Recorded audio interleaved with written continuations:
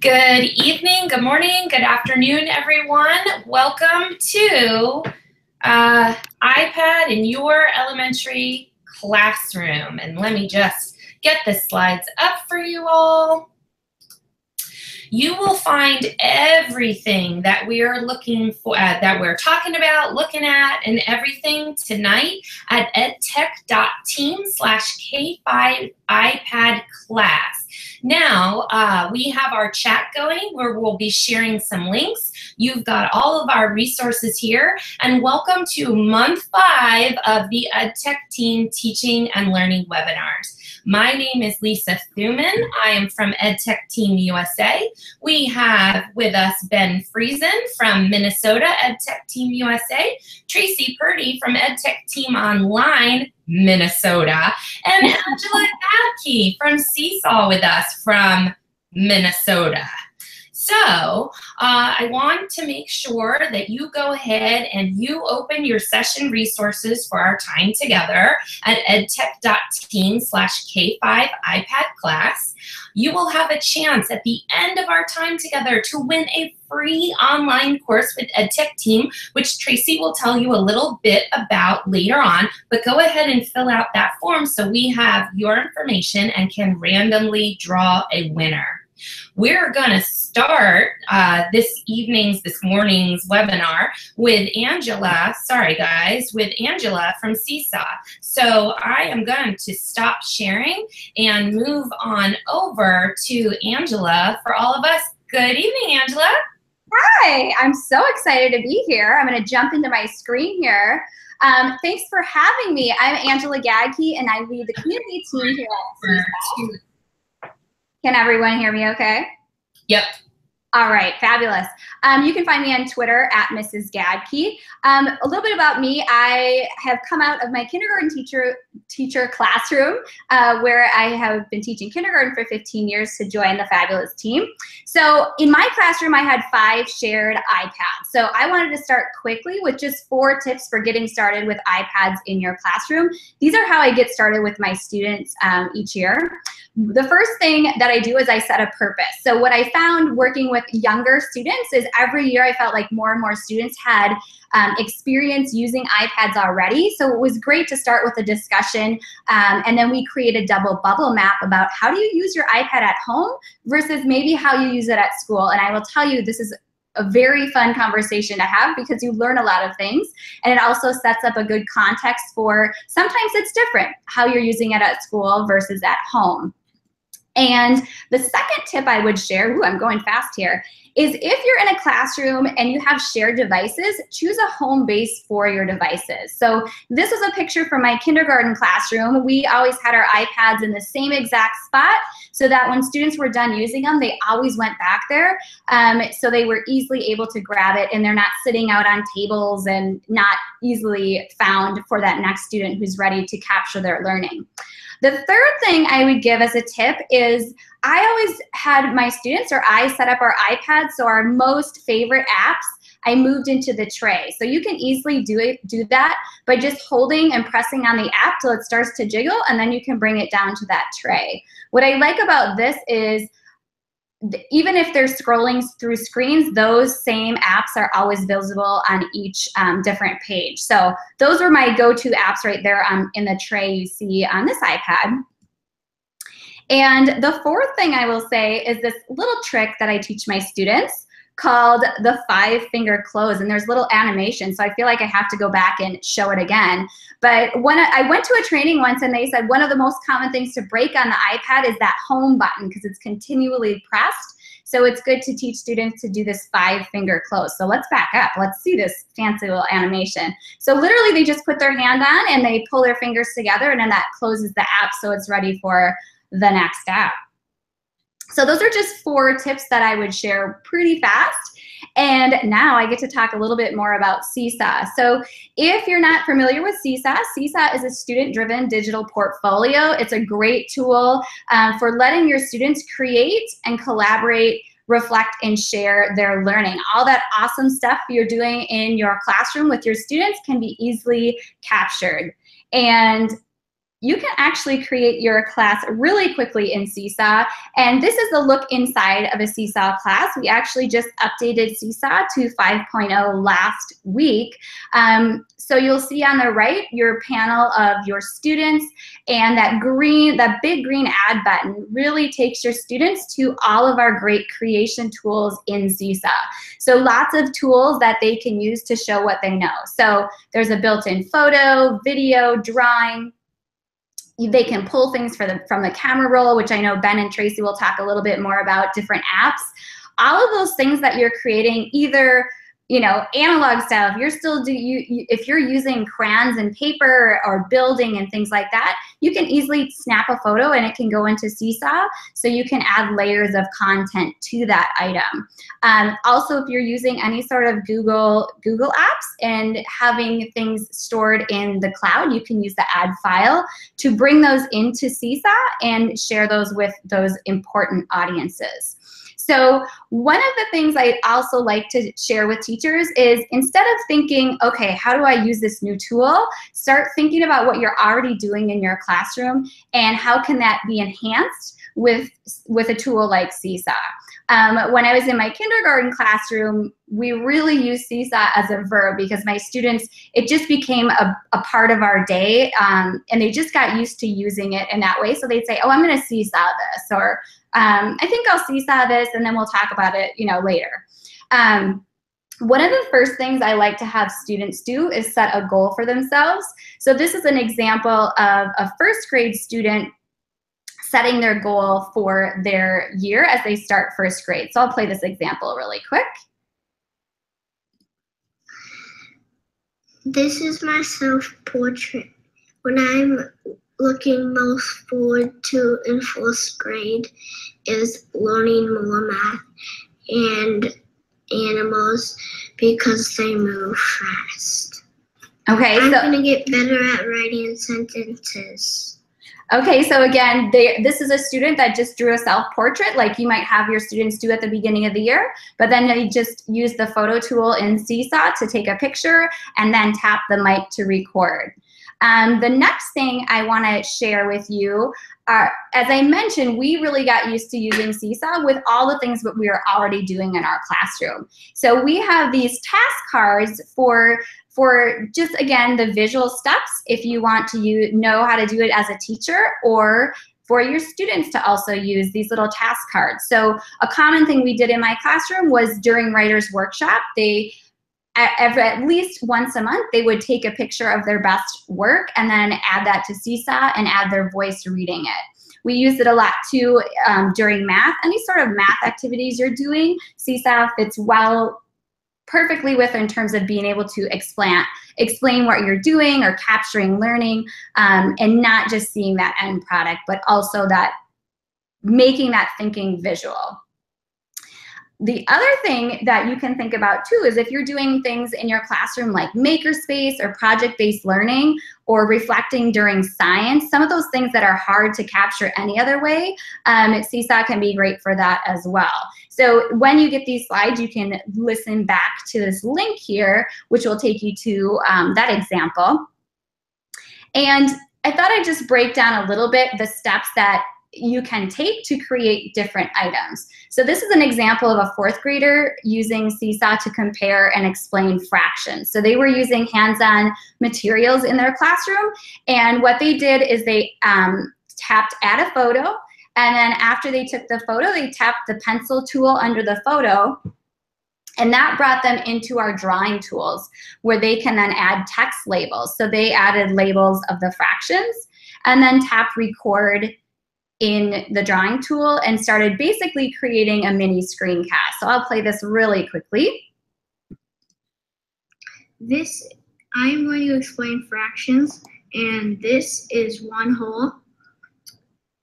They are two halves of a whole, and one half, this is the one half. And this is also a whole, but there are three parts. And so it is 1/3.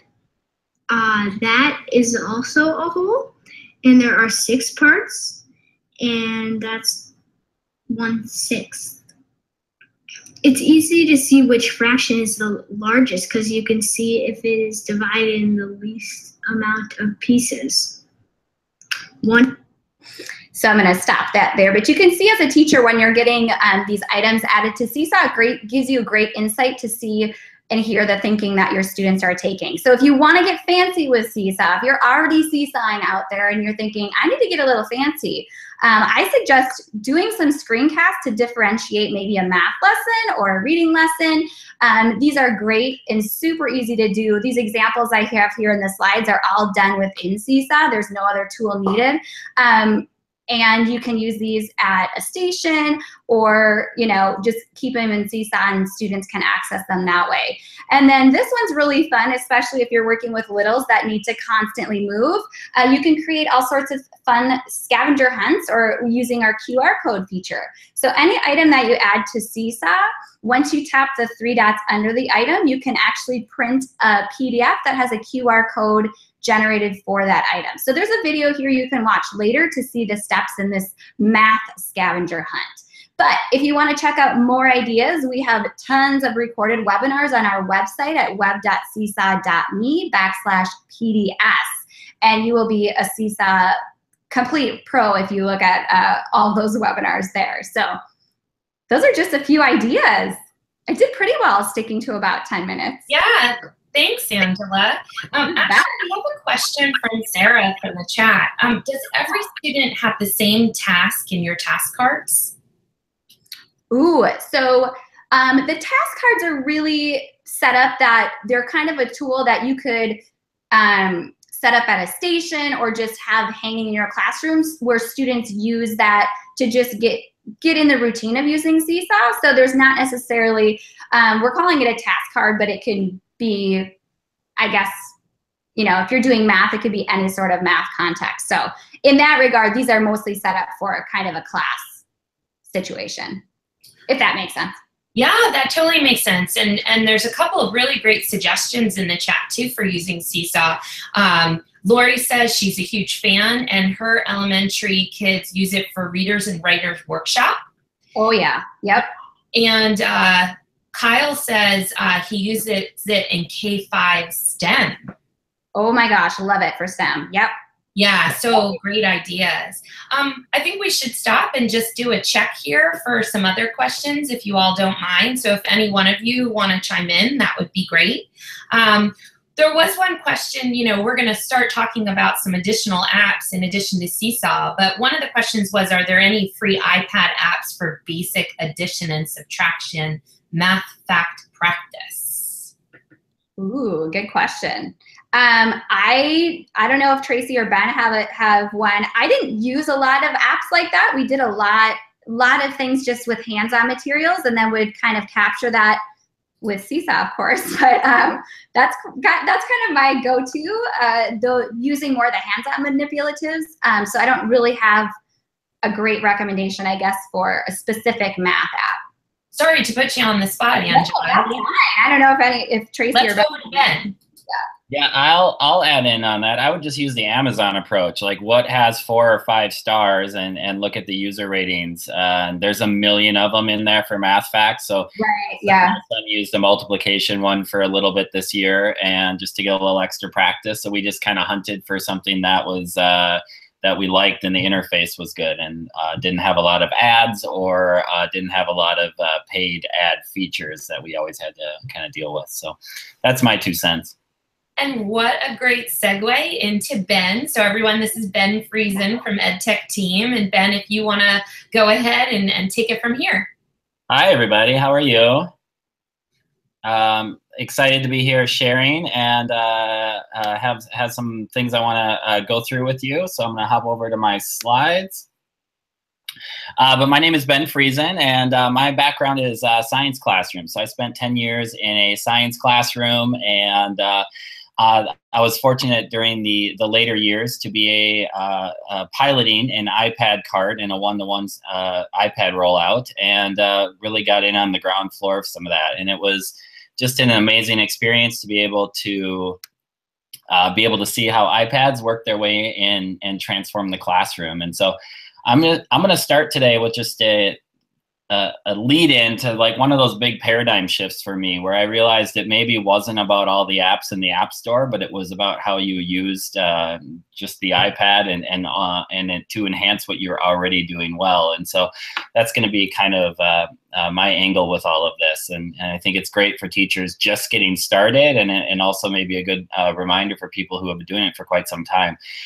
So after 10 years of working with science, education, and working with supporting teachers in K-12 with iPads and tech integration, I'm now working with EdTechTeam, and we do a lot of work with Apple Teacher. We do a lot of iPad EDU stuff, and so this is really a little passion project for me, and it's fun to be able to share these ideas with you.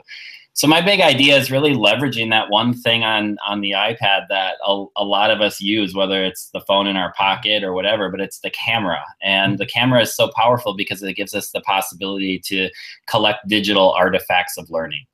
And if you're in a one-to-one iPad environment, what you have the ability to do, or what you have in reality in your classroom, is you probably have more cameras in your classroom than you actually have students, all right? And so that's kind of like a good reminder, like, okay, this is really easy. The other thing I think to remember is even if you're not in a one-to-one, you still have a camera, a really good one, and it's connected, and it can be a really powerful tool to use to create and collect artifacts of learning. And so that's kind of one of the big points I want to make here, and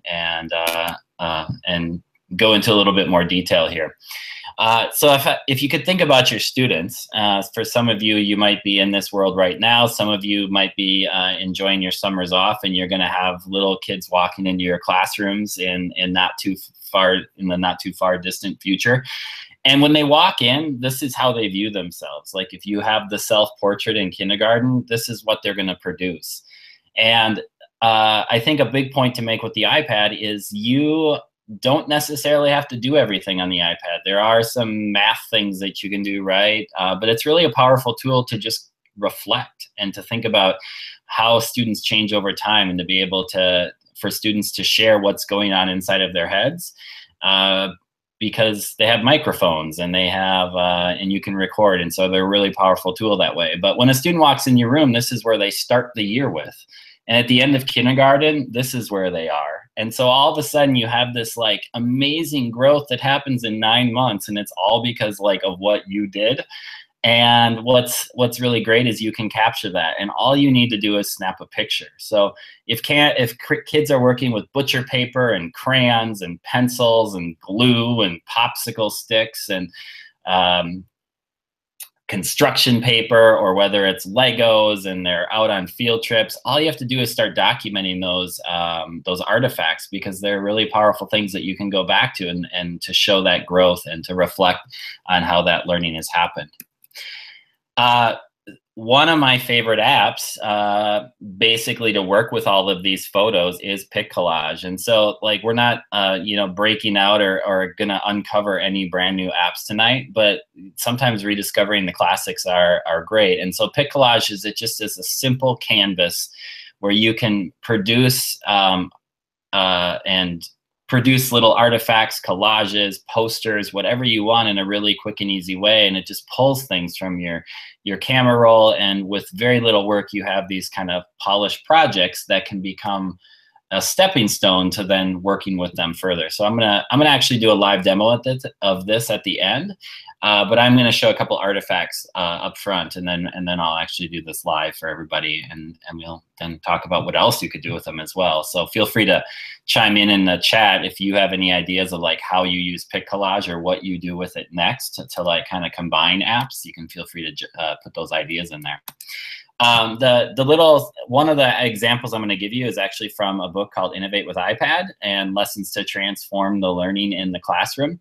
And this is by two Apple Distinguished Educators from Canada, Karen Learman and Kristen Wadine. And it is an amazing starter guide for teachers just getting going. And what they do a really good job of is saying, hey, here are some math things. Here are some science ideas. Here's how to do it with reader in reading and writing, and gives you some really concrete ways to get started, and guides to guide you through those first lessons. And so this is a really great place to go to get a little jump start with how do you innovate with iPad in your classroom. But one of the first examples I'm just going to show you quick is a lot of times when you're working with math and students, you're doing some estimation and you're talking about whether something is inches, feet, or miles, right? Or it could be centimeters, meters, and kilometers.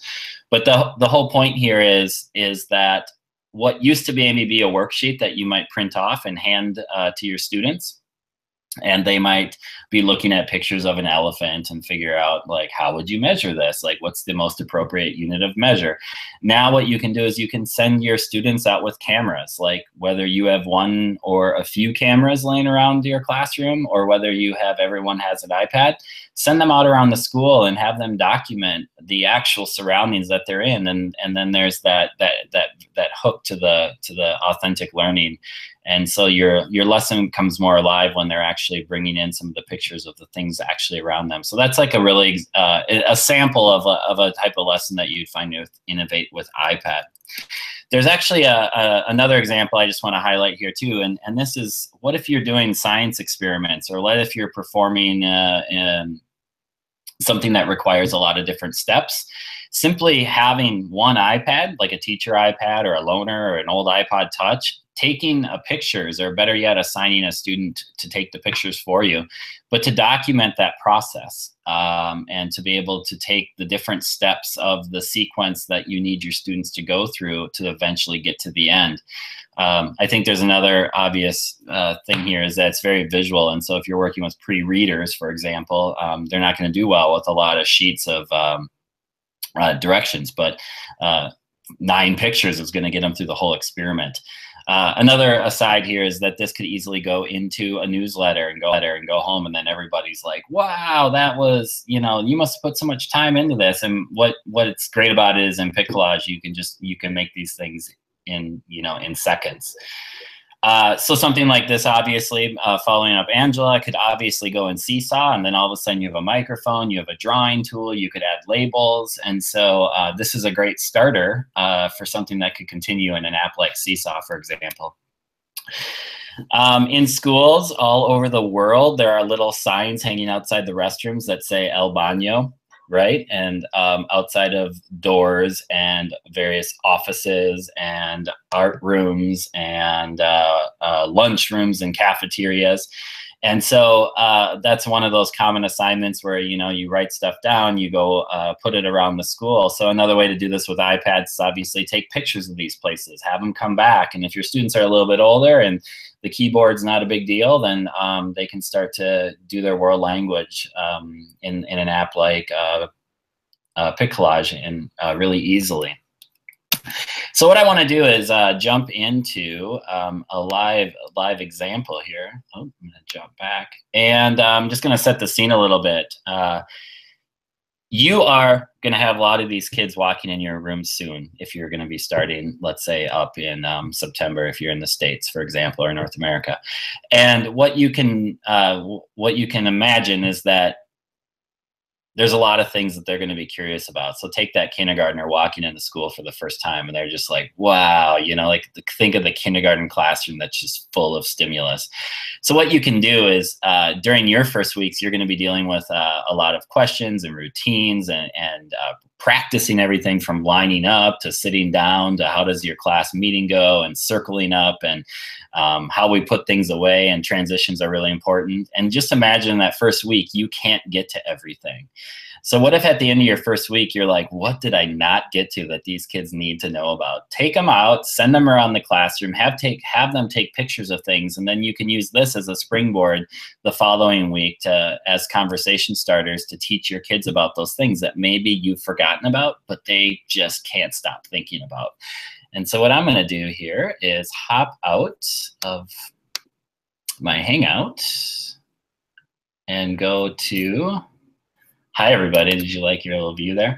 So I think you can all see my iPad, and if you don't, then somebody will chime in and let me know. But this is a really quick example I just want to highlight with Pitcollage. And so I'm just going to open up Pitcollage. And what I love about it is it's one of these apps that you do not need to teach your kids, because everybody just they just start tapping and figure it out. So you've seen a lot of grids in the examples that I've given you. So what I'm going to do is actually do a grid. So, okay, I like that. And now it's going to bring up my photo album. And what I'm going to do is just take a couple of pictures that I've been thinking about, or I took during, you know, the end of class one day, and my teacher asked me to post them. So I'm just going to post a couple of those. And then in the upper left-hand corner, you can see that they're all selected, but you can see that there's a 7 in the upper right-hand corner and a check mark. So it works a lot like SeeSaw with these check marks. So I'm just going to hit the check mark, and now all the photos are going to go into a little grid here. So just like that, I've made a little collage, and you can see, like, if I you start tapping around and you'll figure out what things are. But like, if I want to change the background color, I could give it a fun pattern. So it's really flexible like that. I'm going to go with the old standard right there. So I can change that. Now I'm looking at my screen. One of the other fun things about this is that there's one button, right? It's basically, there's a plus, right? So if you just tap anywhere, but you can hit the plus button. And what you have the ability to do is you have the ability to add photos, you can do web searches, you can add text. So I might want to say text. I could put some text in here. I could change all the font, and I could, you know, for example, I could write books, like, tell me the checkout procedure, right? I need to know that. Like, can I take them home on weekends?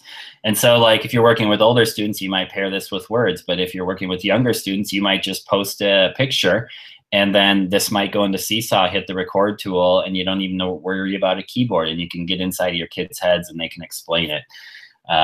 You can also edit inside of the boxes, so I can move things around, and I can be like, oh my gosh, those look like some sort of insect something or others. I wonder what that is. I wonder if that's related to this picture. So I could even grab this picture here, drop it here, and they'll just flip places really easily. So if you want to zoom in on something, you can zoom in on something. But there's a lot of really simple options here that you can do. You could also take a picture and, you know, just drag it up into the garbage.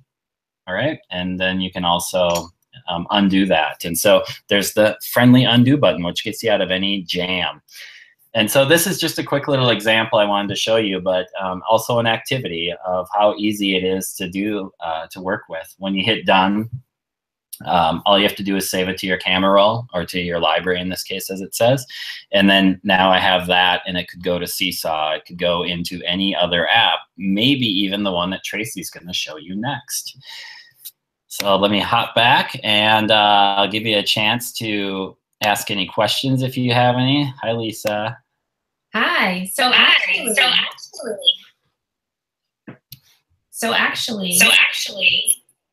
then I'm going to So actually, there were some really great suggestions on how to use Pic Collage for book snaps, to post to your class blog, for book pages in SeeSaw, to add to chatter pics, to create character cards. I mean, the chat was on fire with like different ideas on how you could use Pic Collage. And one of the most recent comments was, thank you for showing such simple tools like SeeSaw and Pic Collage, but talking about like all the different ways you can be using these simple tools. Now, we had a question from Michelle while Ben was talking. I don't know who wants to address this. The question was, how do you manage photos on the camera roll on shared devices?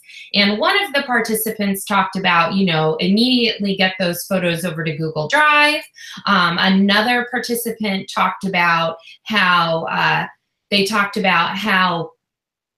once a semester or once a month to go clear the photo album on the shared devices. But I wonder if anyone on our panel has some additional suggestions.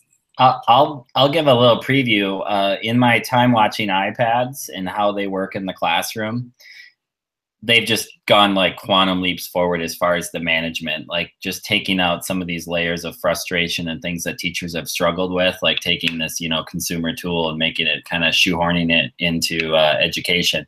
But some of the new Apple management stuff is really amazing. So like, for example, on some shared devices, using some of the new Apple stuff that's come out recently, you're going to have the ability to have basically a different sign-in for each student while keeping the shared devices, and then each camera roll will be separate, so it'll be cached based on the user. And so I'm really excited about that. It's going to allow it's going to kind of take away that equation of the camera being a problem and more of it being a tool, and let us focus on it on education. So dig in, talk to your Apple people, and some of those changes are coming, so it's exciting. And while we're talking about it, does anybody on the panel have any suggestions for classes that aren't one-to-one iPad, that just have maybe a few or maybe even only one iPad to use? I think Angela's the best for this one because that was her life. That was my life. I had 5 shared devices with my 24 students. So I think one of the things that teachers sometimes get caught up on is thinking that they have to be one-to-one to do some of this stuff. And with 5 shared devices, I gave some tips at the beginning, but a lot of the creating you can do in your classroom can still be hands-on. So capturing that and reflecting on it can be pretty quick. So if you're using a tool like Pick Collage or SeeSaw, you can easily capture that work that they're doing, by snapping a picture and then, in SeeSaw tapping the mic and explaining their thinking. So the ability for multiple students to still reflect and respond is pretty fast. Also, I think, you can do different things where you have a station set up. So if you're doing literacy stations or something like that, you might have all the iPads at one spot on a certain day, and then students go there for that time. In my classroom, like I said, we had that home base where it was just being used all throughout. I never assigned, like, this is your day to use the iPad. Because we never know the moments that we're necessarily going to have those things that we want to share. So those are a couple tips. I think the other tip I would give too is the slides, like my second slide also showed I had the cases of the iPads. I would also have the iPads numbered. So it would say my last name and the number of the iPad. Just because, getting back to the discussion about photos, sometimes when you're using apps, they're stuck on that particular device. And if a student's working on a project and they want to get back to their photos, it's like, oh my gosh, was I on iPad 1 or iPad 5? So having those actually labeled was really, really helpful in my shared device classroom too. So if students were doing a project with Shadow Puppet, for example, and they had captured all their photos and then we're putting it into a story where they were talking and annotating with voice, they knew that that's the iPad they were going to go back to. So those are a couple tips. That's awesome. Sophia in the chat also made a different recommendation about the camera roll as well, is just to create a shared Google account for the class and have all of the iPads, whether it's 1 or 3 or 25, all save their camera roll to that Google Drive account, so that everybody had access to them. Steph just posted that she has iPads in different colored cases so that the kids can remember which color they used, which I thought was a great suggestion. So I think we're ready to segue. Oh yeah, go ahead, Ben. Yeah, if you want to make your wallpaper with Pick Collage, it's a really easy way to customize your iPad screen, and then you can see what iPad you're working on before you even sign into it. I gotta check out this Pick Collage thing. I'm gonna be on my iPad as soon as we're done. I'm gonna transfer everything over to Tracy. Hi, everyone. I'm Tracy Purdy, and currently I'm the Director of Online Learning for the EdTechTeam, but previously I was a 4th grade and a 6th grade teacher. I also was an elementary digital learning specialist. And what I'm going to do tonight is or this morning, could be this morning for you, is I would love to share one of my favorite apps, and it does go back to what somebody said in the chat of that, going back to those simple apps, because I really believe that we don't need a million apps on our iPad. We don't need an app for every single different thing that we do. We need those few apps that can do a lot of different things that we can be creative with, our students can be creative with.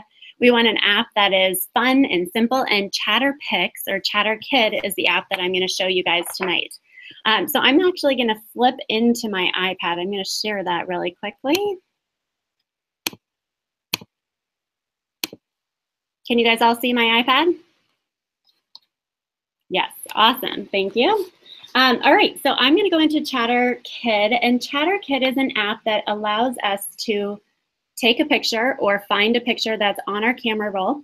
It allows us to add a mouth and then add a recording. It's got this cute little intro that everybody likes, that my kids always love it when they're using it. Welcome to ChatterPix. So in it, once again, it's that simple app that walks you through all of the different steps. So I'm gonna go ahead and walk you through the app first, and then we're gonna talk about some of the applications after. So here, I'm gonna go in and I'm gonna take a photo. When I go to take a photo, it goes to my camera roll. I could take a picture of myself. I can also go into my photos. So if I click this bottom button, it lets me go into all my photos. I earlier found a picture. So let's say my students were studying about, I live in Minnesota. They were studying Minnesota history, and they were learning about lumberjacks. So we could find a picture somewhere. And then once we find that picture, I'm just gonna click the arrow in the upper right-hand corner. That's kind of flashing at me, so it walks me right through it. I'm gonna click next. Now, obviously with ChatterPix, the next step is adding a mouth, and I could add a mouth to one of these lumberjacks. But one of the things that I like to challenge my students to do is to look at the picture and choose something else in the picture that could tell the story. So instead of the lumberjack telling the story, I'm gonna have the tree tell the story for this one. And I'm gonna go up above and use my finger. Oops, I didn't click next, sorry. I'm gonna use my finger, and I'm gonna draw, oh, that's not where I want. There, I'm gonna draw my mouth. So I drew that mouth on the tree, not on the person. Now the next thing I'm gonna do, it's flashing at me once again, so I'm gonna go down and record. With ChatterPix, you only have 30 seconds to record, which some people don't like, but I think it's great because it makes your students be concise and to the point, and they might have to re-record a few times to get everything in. So I'm gonna do a quick recording for us. Record in 3, 2, 1, go! Ouch, this hurts. The men have been trying to cut me down for days with their sharp axes and saws. Once they finally get me down, horses will pull me to the river and then leave me until the ice melts. Then I will be guided down the river to the sawmill.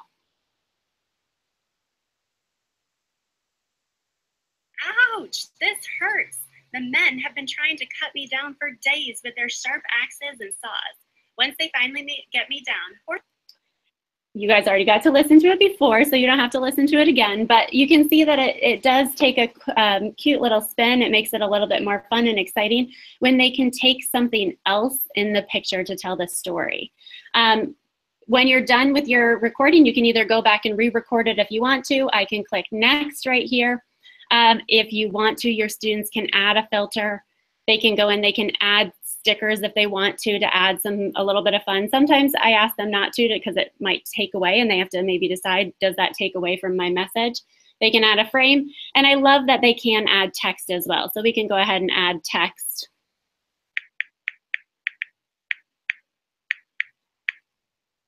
And I'm gonna choose green.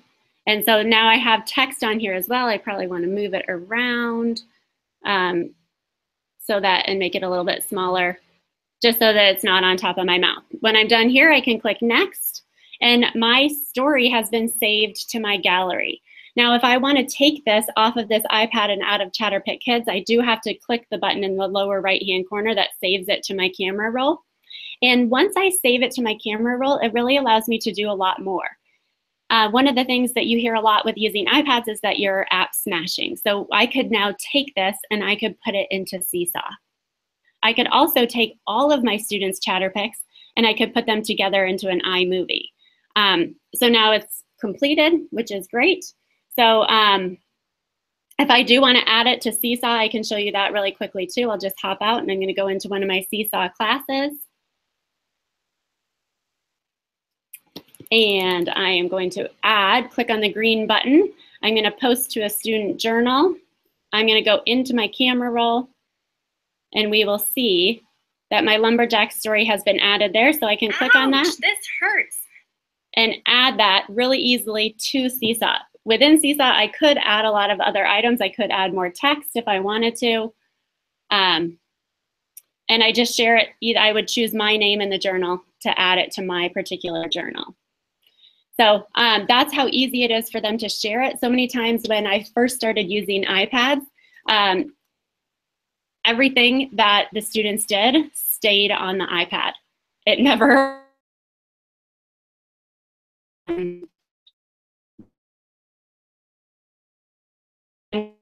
Oh, Tracy, I've lost your audio. Uh-oh. Here, let me stop screen sharing. Yeah, we can hear you now. Okay. You can hear me now. Great. So many times, SeeSaw really makes it easy for students to share all of these different projects that they had.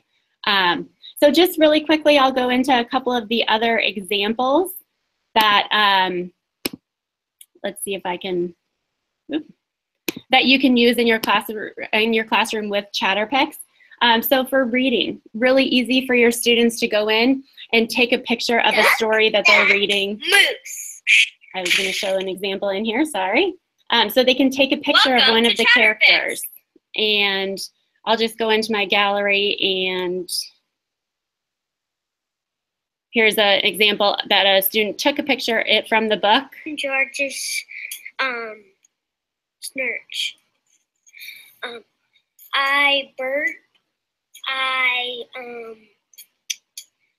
Pull. So that's a kindergarten example of a student retelling what happened in this particular story. So it's a great tool that they can use for reading and retelling. That is a basic use. Maybe they want to choose a different object within the book, or maybe they want to have the setting tell the story instead of actually having the character tell the story. A few other examples, and these are all in the slides that are shared with you guys. So I did a Minnesota history example, but they also could do, so state studies is a really, a lot of students have to choose states and learn about them. So have them tell about their state from the actual state, or maybe the neighboring state tells about the particular state. There are tons of other examples for science. So students could go in, they can find pictures. Oh, every time here we go. It's going to make me go into the duck, duck, moose again too. But students document, just like Ben said, you keep on documenting the learning with the camera. And once you have all of those pictures in your camera roll, you can go in here, and if your students were learning about matter, the states of matter, they can take a picture of ice and they can talk about it being a solid, and they can see that it's on the hot cement that it's melting. Your students can do different stories about money, and they can talk about a quarter, and they can tell how much a quarter is, or 2 quarters, or they can even tell the story of a math problem and add the math anywhere they want to through ChatterPix. So like I said, it's a very simple app. It's a great app that allows them to build on what they're learning and really explain and document and reflect and capture that learning in a new way. Thanks, Tracy. We had some great ideas. Let's see. We had some great ideas in the chat for uses for ChatterPix. Some of them were take a famous American and have the famous American either draw the picture or scan a picture and have them speak the report about them. Doing counting assessments, reading reflections, creating any type of drawing and then taking a picture of it and putting it in to tell a story. Even scanning a page from a book that the student needs to be writing or speaking about, and putting that in there for them. Some really great ideas in the chat. Sorry, Lisa, to interrupt. I do love the fact that in the kindergarten, in the elementary, in all of those elementary classrooms, we still need to have all those pens and markers and glue. And Ben hit on this too, the popsicle sticks. And that still is a lot of the learning that they should be learning with that, but then they can document and capture it with all of these tools. Yeah, totally agree. What I'd like to do is, Tracy, would you mind screen sharing slide 39? And as Tracy's doing that, because she's going to be talking about the online course that we have that we're giving away. But in the meantime, you know, we've dropped in the chat a dozen or so times that if you go to edtech.team/K5iPad that'll take you to the slide deck that we've been using tonight. And thanks, Tracy. And if you could go back one slide. And there's a link there to complete a form to win the free online course. Now, we have 88 people live right now, but only 32 of you have filled out the form. So this is kind of your last chance, and I'll drop it in the chat again. But if you go to edtech.team/K5 iPad class and complete that form, you'll enter to win a free online class. Tracy's going to tell you a little bit about EdTechTeam's online course. Wonderful. So we do have a couple of different iPad options for you if you're interested in learning more about how you can use an iPad in your classroom. So we have the EdTechTeam online course featuring Apple Teacher. So if you want to become an Apple teacher, if you're interested in that program at all, this is a fantastic course for you. It's also a fantastic course for you if you just want to get into the apps and learn more about them. They're all the Apple apps in this course, but myself, I learned a ton about numbers and how I can use numbers in my classroom in a much different way, and Keynote as well, that I was totally blown away by, that I had no idea was possible by just using it myself. So it's a fantastic course if you want to dive in there and learn a little bit more. And just stay tuned, because this fall we're going to be having a few more iPad courses come online. One of them is specifically a K2 and using Google and the iPad in your K2 classroom. So stay tuned for that. But this first one is a great opportunity just to really dive in deep with the iPad and the Apple Teacher program. Great, thanks, Tracy. And I think I'll screen share just for a moment myself. Let's see. So you've heard this evening, this morning, wherever you might be, from 3 iPad experts. We gave you a chance to complete the form to win a free online course. We'd love for you to learn more and stay connected with EdTechTeam on Twitter, Google+, and at edtechteam.com. Everything from tonight is going to be archived in this slide deck. So you've got a link to the YouTube Live, which is archived. I'm going to go ahead, I'm going to go ahead and put the chat there as well. You can go ahead and request an iPad workshop in your school or district, or even bring one of our Apple workshops towards certification to your area. And of course, if you'd like a 1-hour PD certificate for tonight's webinar, go ahead and click on Get Your PD Certificate. So, are you guys ready to find out who the winner is? What I'm going to do is, you see right here, everybody, we're going to take full names, everybody that's filled out our form, and we're going to go and put them in this random number generator. Here are all those names, and we're going to submit. And are you guys ready?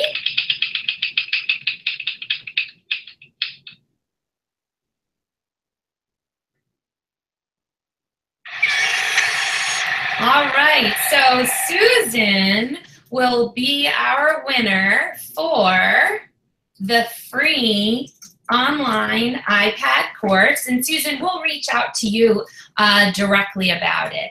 And I just wanted to give everybody a chance. Angela, Ben, Tracy, any parting words before we say sayonara, see you tomorrow?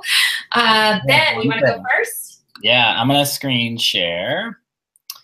And I'm just going to make one more plug for Innovate with iPad. This is just Amazon, Innovate with iPad book. 2 of the apps that we talked about tonight are featured in here, which is ChatterPix and Pic Collage. And so, again, if you're just getting started and you are a primary grade teacher, this is a really great place to start. So check that out and dig in. I'll just jump into and just emphasize that you don't need a million apps. Choose the fun and easy ones, and then think of new and creative uses for those. And the 3 apps that you heard about tonight, SeeSaw, you can do so much with SeeSaw. It's pretty amazing and incredible, everything that your students can do and create and share and pic collage and chatter pics too, and you can take them to the next level by smashing them together. Do a pic collage into a chatter pics and then post it on SeeSaw. So. And I think, Tracy, too, I would just reiterate, too, that teachers are already doing so many amazing things in their classroom. I think sometimes they get caught and think, oh my gosh, if I'm going to be a good teacher, I have to only use technology at all times. So I think get out of that box and just realize that you're already doing amazing things, and technology can really just enhance it a little bit or tweak it or make it easier for your students to share and maybe remove some of the barriers that they experience. So I think all the apps we talked about tonight do exactly that, and share that work and get it off the iPad for someone else to see. Well, thank you again, Angela and Ben and Tracy, for your expertise and your time. Lots of stuff going on in the chat, so I'm going to wait a few minutes and capture it all for everyone. Please visit edtechteam.com. We offer, our summits, our iPad, EDU events, and of course, we can come to your district and work with you directly or see you online at EdTechTeam U. Thanks, everybody, and have a good night. Thanks, everybody.